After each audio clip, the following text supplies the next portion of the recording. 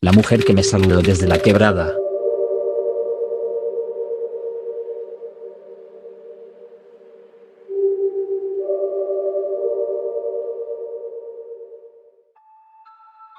Hola gato macabro. Cuando era niña vivía en un pueblo muy alejado. De esos donde hay más monte que gente. No tengo buenos recuerdos de ese lugar, pero hay uno en especial que me persigue. Vivía con mi tía. Allá, como pasa en muchos pueblos, no teníamos agua todo el tiempo, así que para lavar ropa o bañarse tocaba ir a la quebrada. Esa vez, yo tenía 9 años. Recuerdo que fuimos como a las 3 de la tarde, porque mi tía estuvo ocupada toda la mañana y yo me quedé con mi abuela. Había 2 quebradas. Una cerca de casa, pero siempre estaba sucia o llena. Y otra más lejana. Esa casi nadie la usaba, porque quedaba metida en el monte. Ese día fuimos a la lejana. La quebrada tenía 2 niveles, una parte alta con una especie de laguna, y otra más baja con piedras grandes y agua menos profunda. Nos quedamos abajo. Mi tía lavaba los pantalones de su esposo, y yo jugaba por ahí. Como ya me había bañado en casa de mi abuela, solo andaba buscando hojas para jugar con mi muñeca. Me subí a una piedra grande para alcanzar una hoja grande que, en mi mente de niña, era una cama perfecta para mi muñeca. Fue ahí cuando levanté la vista. Solo por curiosidad. Y entonces, la vi. Allá arriba, en la parte alta de la quebrada, había algo. No puedo decir con certeza si era humano, pero tenía forma de mujer. Cabello larguísimo, negro y enmarañado. Rostro pálido, como si no tuviera piel. Parecía una mezcla de huesos, carne seca y ojos vacíos. Tenía puesto un vestido blanco, sucio, rasgado, como sacado de una tumba. Y me estaba viendo, fijamente, sin moverse. Y entonces, levantó la mano, y me saludó. No fue un gesto rápido, fue lento, como si supiera que la estaba mirando. Sentí que me moría del susto. Salí corriendo por entre las piedras hasta llegar donde estaba mi tía. No me volteé ni una sola vez, pero te juro que sentí que algo venía detrás de mí, que estaba cada vez más cerca, como si lo tuviera a 2 pasos de mi cuello. Me lancé sobre mi tía y llorando, le dije que teníamos que irnos. Ella no me creyó al principio. Me abrazó como para calmarme, pero entonces, alzó la cabeza. Miró hacia la parte alta de la quebrada. Se quedó completamente quieta. No dijo nada. No se movió por varios segundos. Solo siguió lavando, pero sin dejar de mirar hacia arriba. No volvió a decir palabras sobre eso. Pero tampoco volvió a esa quebrada nunca más. Después de ese día, empecé a sentir cosas raras en la casa. Las casas de mi abuela y mi tía quedaban muy cerca, pero para ir de una a otra tenías que cruzar un pequeño terreno oscuro, sin luz, rodeado de monte y silencio. Cuando iba a visitar a mi abuela por las noches, sentía que alguien me miraba desde los árboles, desde la maleza, desde el fondo del patio. Esa sensación de que había ojos, esperando, vigilando. Y por las noches, cuando intentaba dormir, escuchaba pasos sobre el techo. Pasos lentos. A veces también detrás de la casa. Como si algo caminara alrededor. Una vez sentí que alguien se detuvo justo frente a mi ventana. Pero no me atreví a asomarme. Jamás. Por mucho tiempo quise creer que había sido una alucinación. Que mi mente de niña había inventado todo. Pero nunca olvidé ese rostro. Y sobre todo, el hecho de que mi tía, la misma que decía que solo eran juegos de mi imaginación, nunca volvió a llevarme a esa quebrada. Eso me confirmó todo. Gracias por leerme, gato macabro. Saludos a la comunidad macabra.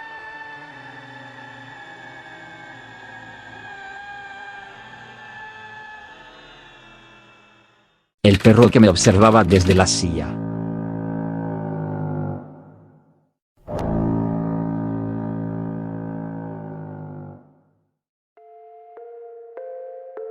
Hola gato macabro. Te sigo desde hace tiempo y lo que viví fue tan extraño, tan real y tan perturbador, que no puedo quedármelo más. Esto ocurrió en Nuevo México, donde vivo desde hace poco. Antes de eso, te tengo que contar algo del lugar. No sé si alguna vez has estado por estas zonas desérticas. Aquí, las leyendas se dicen como un secreto, con respeto. Y una de las más fuertes es la de los skinwalkers. Dicen que un skinwalker es una especie de brujo, un ser maldito que puede transformarse en animal. Pero no lo hace como un simple truco. No. Ellos se visten con la piel de la criatura, y toman su forma. Venados que caminan en 2 patas. Coyotes que sonríen. Y los perros hacen cosas que ningún animal debería hacer. Yo no creía en nada de eso. Me mudé a Nuevo México por trabajo. Soy programador y me ofrecieron un puesto en una empresa pequeña en las afueras de Farmington. Es un lugar tranquilo, rodeado de naturaleza. La renta era barata y el dueño del departamento solo quiere el pago puntual. Todo era perfecto. Llevé conmigo a mi perro, un Sarpel llamado Bruno. Tenía años conmigo. Fiel, protector, pero muy tranquilo. Siempre dormía a mi lado. Era lo único que me hacía sentir acompañado en ese lugar. El departamento era simple. Cocina, sala, baño y un cuarto amplio. Afuera había una pequeña terraza de madera. Era lo suficiente para estar cómodo, pero también estaba aislado. No tenía vecinos cercanos. Y eso me gustaba. Trabajo, Bruno, largas caminatas por los alrededores. Por las tardes, a veces se escuchaban coyotes a lo lejos. Una noche, el casero me comentó: si alguna vez alguien dice tu nombre en la noche, no respondas. Ni salgas. Aunque suene familiar, aunque creas que es alguien que conoces. Pensé que era una broma. Me reí. Pero él no. No es chiste. Aquí cerca, por el lado de la reserva Navajo, se han visto cosas. Gente que cambia de forma. No volví a tocar el tema. Pero desde entonces, empecé a notar que Bruno se quedaba mirando por largos ratos hacia la ventana. Como si escuchara algo en medio de la nada. Una vez incluso gruñó. No había nadie. Pasaron semanas. Yo ya había olvidado el comentario del casero. Me acostumbré a la rutina. Aunque el lugar tenía ese aire denso que no sabía explicar, me sentía seguro con Bruno. Siempre estaba cerca de mí. Entonces llegó esa noche. Por el viento seco que atravesaba todo. Cerré bien las ventanas, acomodé una cobija sobre Bruno que dormía hecho bolita junto a la cama, y apagué la luz. Dormí profundamente, hasta que algo me despertó. No fue un ruido. No fue un sueño. Fue esa sensación. Como si alguien te mirara fijamente desde la oscuridad. Me senté en la cama. Todo estaba en silencio. Solo se escuchaba el leve zumbido de la electricidad en el calentador. Y fue cuando lo vi. En la silla de la esquina, una vieja silla de madera que usaba para dejar ropa. Había algo sentado. Era un perro. Pero no era Bruno. Estaba sentado, como una persona, con las patas traseras cruzadas, mirándome. Mi mente no podía procesarlo. En medio de la oscuridad, lo único que alcanzaba a distinguir era su silueta. Parecía la de un perro grande, con el lomo tenso, el cuello estirado, los ojos fijos en mí. Sus patas eran demasiado largas. La postura, demasiado humana. Y justo cuando mi cuerpo reaccionó y quise encender la lámpara, comenzaron los rasguños. Del otro lado de la puerta, desesperados, como si algo se estuviera desgarrando las uñas por entrar. Era Bruno. Mi perro estaba fuera del cuarto. Y eso que estaba frente a mí, no era él. Una parte gritaba que estaba soñando. La otra solo quería correr. Los rasguños seguían. Era desesperación. Era miedo. Era mi perro tratando de advertirme. Afuera de la habitación, su respiración se escuchaba entrecortada, como si llevara minutos ladrando, corriendo o suplicando que lo dejara entrar. Y aún así, no me atrevía a pararme, porque esa cosa en la silla seguía ahí, mirándome, como si estuviera esperando a que cometiera un error. Noté entonces algo más. Algo que me revolvió el estómago. Lo que estaba frente a mí. Sonreía. No como un perro que enseña los dientes. Era una sonrisa antinatural. Como si su piel no pudiera hacer eso, pero aún así lo intentaba. Como si quisiera parecer humano. Luego mi perro se detuvo. Ni un rasguño más. Volví la mirada a la silla. Vacía. Nada. Me levanté con el corazón reventándome el pecho. Abrí la puerta de un jalón y ahí estaba Bruno, temblando. Me miró con los ojos húmedos, se me lanzó encima y no se separó de mí el resto de la noche. Pasé el resto de la madrugada con todas las luces encendidas. Me quedé sentado en la cama, Bruno echado a mis pies. No podía quitarme esa imagen de la cabeza, esa criatura. Días después, le conté al casero lo que había visto. No me miró con sorpresa. No eres el primero, me dijo. Me explicó que cerca de esa zona, sobre todo al norte, por las tierras donde comienzan los límites de la reserva, hay reportes desde hace décadas. Gente que escucha sus nombres en la noche. Criaturas que imitan voces. Animales con rostros humanos. Personas que desaparecen. A veces entran, me dijo con la voz apagada. No para hacerte daño. Solo para observar. Para que sepas que pueden hacerlo. Le pregunté por qué. ¿Por qué yo? No lo sé. A veces no es personal. Quizá es porque los miraste sin querer. O porque viviste cerca de un lugar que era de ellos. Poco tiempo después, me mudé. No por cobardía. Por salud mental. Comencé a tener pesadillas. Bruno ladraba por las noches a la silla. Una vez incluso la encontré tirada, nadie más vivía conmigo. Las ventanas seguían cerradas. Ya no podía vivir así. Me fui a otro estado. Bruno mejoró con el cambio, aunque aún se asusta cuando apago todas las luces. Siempre duerme cerca de mí. Gato macabro, gracias por leerme. No sé si esto que viví fue un skinwalker. Pero si alguna vez estás solo y escuchas a tu perro llorar desde fuera del cuarto, empieza a rezar.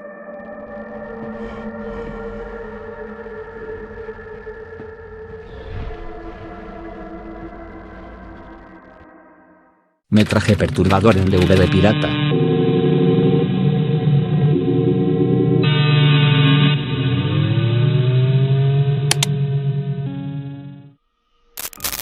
Hola gato macabro. Siempre fui fan de tu canal, y aunque me gustan los relatos paranormales, la verdad nunca pensé que yo tendría uno propio. Hasta hace poco, si alguien me hablaba de cosas sobrenaturales, siempre pensaba que eran mentiras. Te cuento. Soy coleccionista de películas y series en formato físico. Desde chico me gustaba tener mis discos, mis estuches, mis carátulas. No soy precisamente un fan de lo digital, y aunque suene raro, me gusta esa sensación de meter un disco al reproductor y no saber del todo qué esperar. Mi tío, que también fue coleccionista, me regaló hace unas semanas una caja con DVDs viejos que tenía arrumbados. Me dijo que ya no los usaba y que prefería que alguien como yo los tuviera. Revisé la caja con emoción, pero la mayoría eran películas piratas, algunas hasta mal impresas. Entre ellas, una me llamó la atención. Era un DVD sin portada, con una etiqueta escrita a mano que decía, Metrajes Trauma 2003. Lo tomé como una de esas compilaciones bizarras de accidentes, grabaciones médicas, cosas grotescas que se pusieron de moda en los 2000. Aún así, por morbo, lo puse una noche mientras comía. Empezó como esperaba, videos de autopsias, cirugías sin censura, cosas que aunque son impactantes, ya me las conocía. Estaba a punto de quitarlo cuando la pantalla se quedó unos segundos en negro. Pensé que se había rayado, pero luego apareció un nuevo video, sin títulos ni fecha, solo un número en la esquina inferior izquierda, 210603. Año 2003. La imagen temblaba y tenía esa calidad verdosa del modo Night Shot. Se veía 5 chicos, adolescentes, riéndose mientras caminaban entre tumbas. Uno de ellos llevaba la cámara. Bromeaban, hacían comentarios tontos y se burlaban de todo. Parecían estar borrachos. Se metieron en el cementerio saltando una pequeña barda, y desde el primer minuto se notaba que no tenían respeto por nada. Uno pateaba una tumba, otro le quitaba la cruz a otra. Se burlaban de los nombres de los muertos. Uno incluso orinó junto a una lápida. Hasta ahí, nada fuera de lo común. Crudos, sí, pero no imposible. Pero algo cambió cuando uno de los chicos, un tal Richie, según lo llamaban, se alejó del grupo. La cámara se detuvo un segundo, y uno dijo en voz baja, ¿dónde está Richie? Lo buscaron por unos segundos, primero entre risas. Luego comenzaron a gritar, a caminar más rápido. La imagen temblaba más. Ya no era gracioso. Decían su nombre una y otra vez, entre nervios. Y entonces, lo encontraron, pero de forma aterradora. Al fondo de una zona abandonada del cementerio, donde las tumbas estaban rotas y cubiertas de maleza, vieron algo encorvado. Algo flacucho, largo, casi pegado al suelo. La cámara se acercó temblando. El que grababa decía, ¿qué es eso? ¿Qué carajo es eso? El lente enfocó justo en el momento en que la figura se giraba. Era una criatura. Tenía un cuerpo desproporcionado, con brazos larguísimos y un cuello como estirado hacia atrás. Su piel era oscura, casi putrefacta.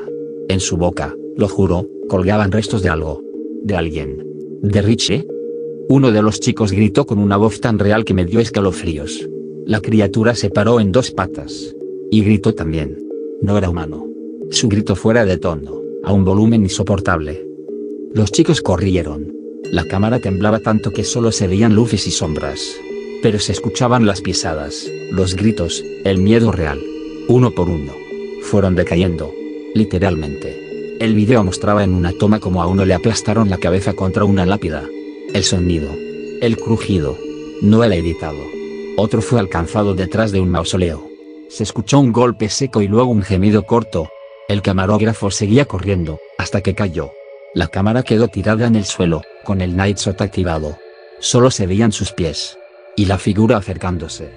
Se arrastraba. Luego una mano huesuda apareció en la esquina del encuadre. Agarró al camarógrafo de los tobillos. Lo arrastró hacia la oscuridad, hacia los árboles. La cámara quedó grabando. Y la batería se fue acabando. Hasta que la imagen murió. Después de eso, el DVD volvió a los típicos videos de accidentes.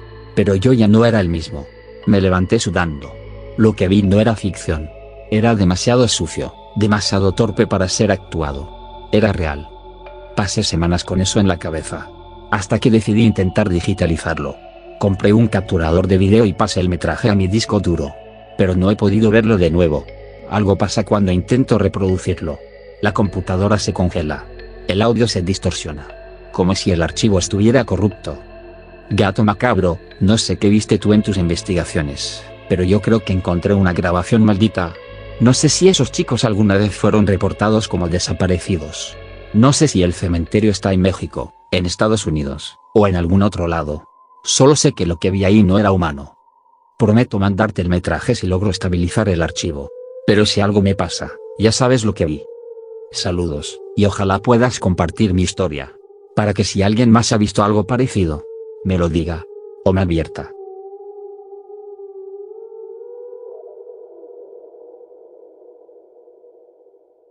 La lechuza que quería llevarse a mi tía muda.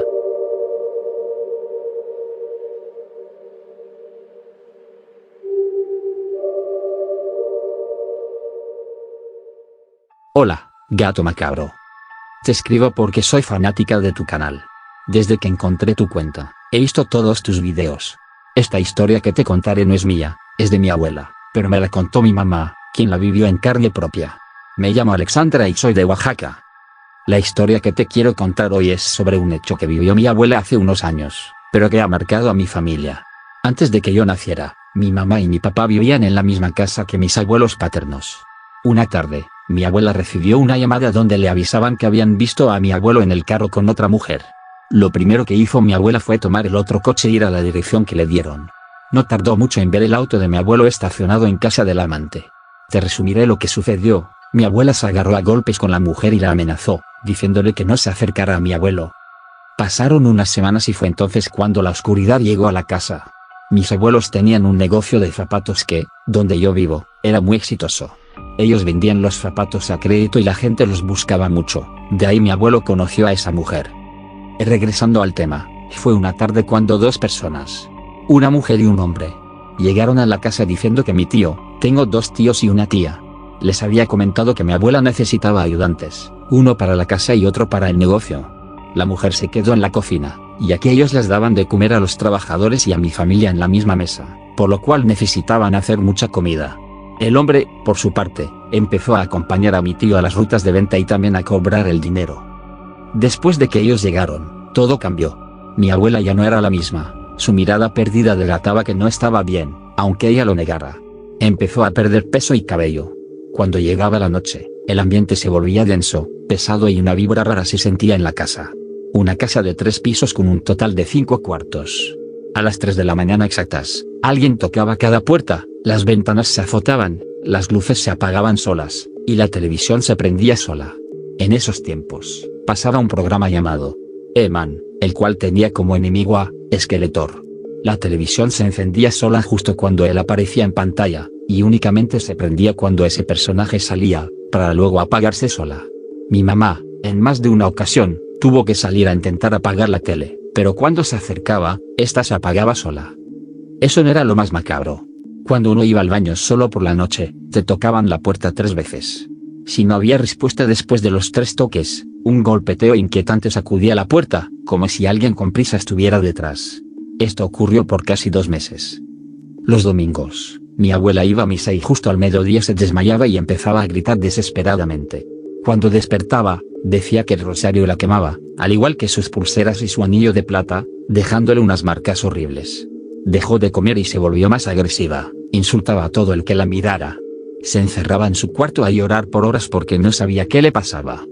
Una noche, decidió salir al balcón de su cuarto y empezó a mirar el río que pasaba enfrente. La casa está en una calle que tiene el río Papaloapan al frente. Justo cuando se iba a meter, llegó una lechuza blanca. Decía que era enorme y que no la vio extraña hasta que miró sus ojos, pues tenía una mirada casi humana. Cuando dio un paso atrás, La lechuza le habló y, fijamente mirándola, le dijo: me la llevaré. Repetía esa palabra una y otra vez mientras reía. Su risa grotesca hizo a mi abuela rodearse en llanto, pues mi única tía es muda. Cuando alzó la mirada, la lechuza ya no estaba. Mi abuela decía que se estaba volviendo loca, que les decía que veía esa cosa volando con mi tía en sus garras. El punto de quiebre fue cuando mi tío, que era un niño en ese entonces, tiró una maceta de mi abuela por accidente. Entre la tierra había una imagen de la Santa Muerte. Mi tío corrió a decirle a mi papá lo que había encontrado. Entre los 2 y otros 3 empleados, empezaron a buscar entre las macetas, pues ellos ya sabían lo que ocurría en la casa. En las 30 macetas que mi abuela tenía, todas contenían una imagen de la Santa Muerte. Se la enseñaron a mi abuelo y él pidió quemar las imágenes. También pidió que mi abuela no se enterara. Ese día, el empleado nuevo no llegó, ni siquiera dio alguna razón de su abandono laboral. La mujer, en cambio, siguió ahí, solo decía que no lo había visto y que no sabía dónde estaba. Ese día tenían planeado hacer caldo de res, el cual lleva algunos pedazos de hueso con carne. Mi mamá fue testigo de algo que hasta el día de hoy no puede olvidar. Dice que vio como la mujer, parada delante del plato de comida que era para mi abuela. Un plato que tenía sus iniciales grabadas, ya que era su favorito. Tiró unas gotas de un líquido negro y, junto a él, su saliva. Con la cuchara movía el líquido.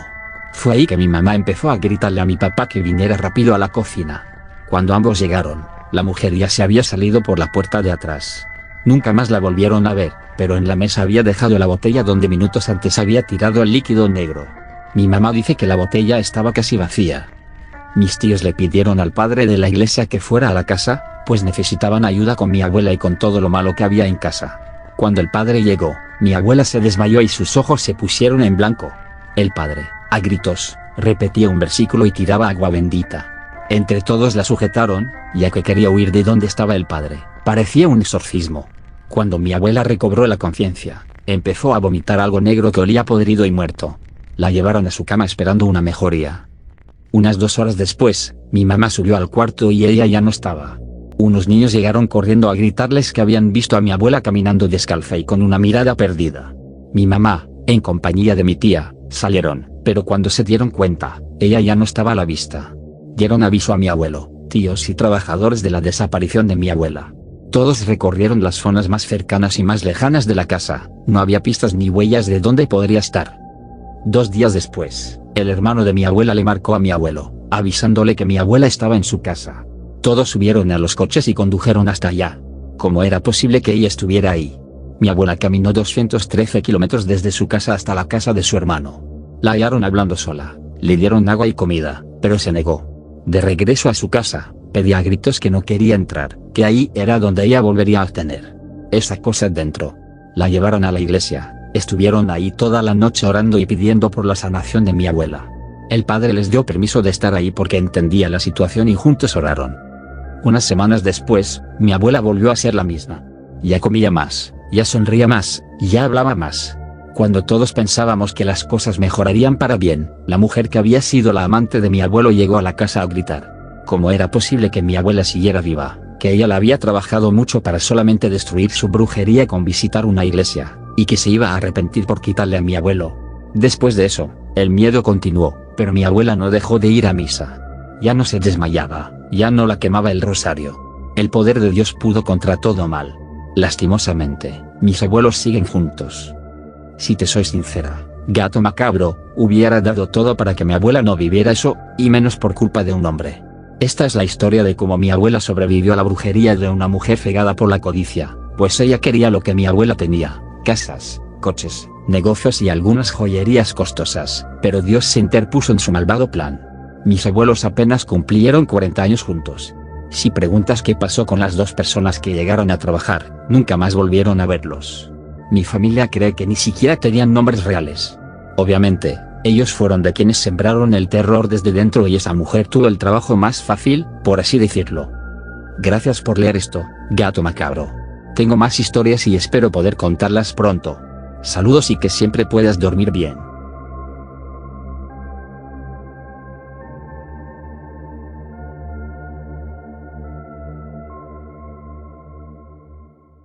El que camina bajo la piel.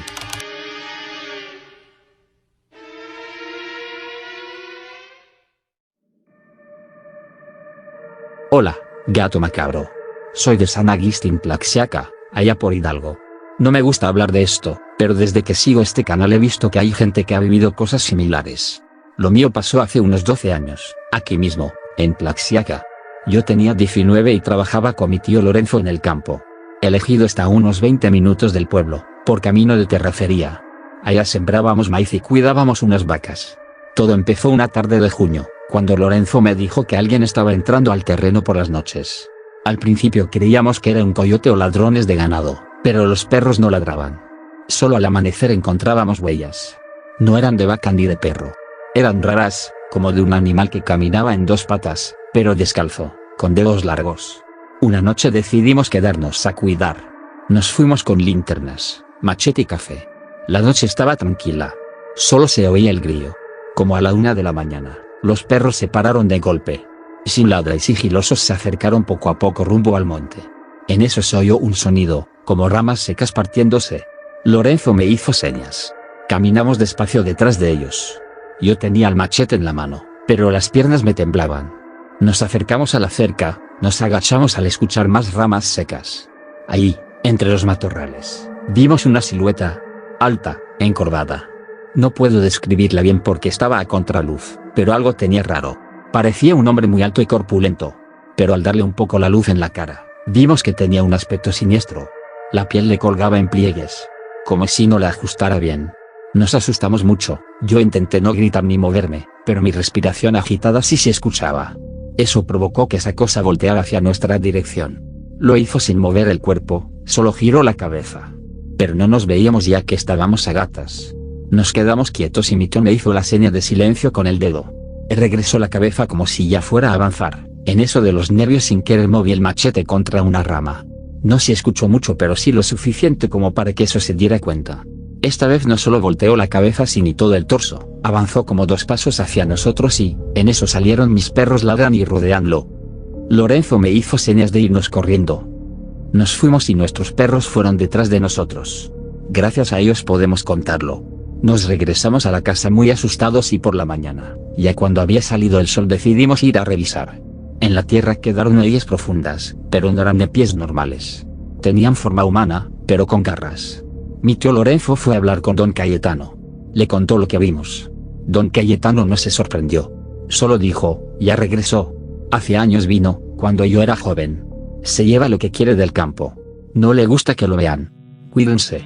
Desde entonces, nunca volvimos a quedarnos en el campo de noche. Y al paso de los meses, desaparecieron 2 vacas. Nadie oyó nada. Solo se fueron. A veces, en la madrugada, los perros se despiertan. Se notan inquietos, siempre mirando hacia el monte. A veces pienso que solo fue una ilusión, un engaño de mi vista. ¿Qué sería esa cosa que le colgaba la piel? Don Cayetano y otras vecinas aseguran que se trata de un nahual que vive en la cima del monte.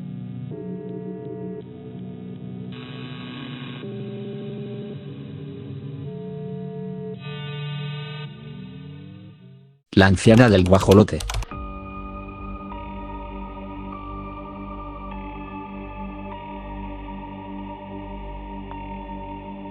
Hola, gato macabro, soy tu seguidor desde que iniciaste tu canal. Me llamo Esteban y crecí en San Juan Mixtepec, un pueblo que está metido en la sierra, donde las casas son de adobe y las noches son frías. En mi pueblo respetamos las costumbres, cuidamos el monte y nuestras raíces.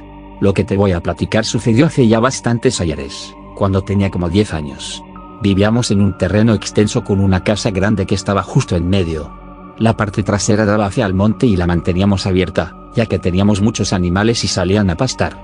En la parte de enfrente se podía ver la casa de la vecina, que también era enorme. Allí vivía doña Tomasa, una señora ya grande que casi nunca salía.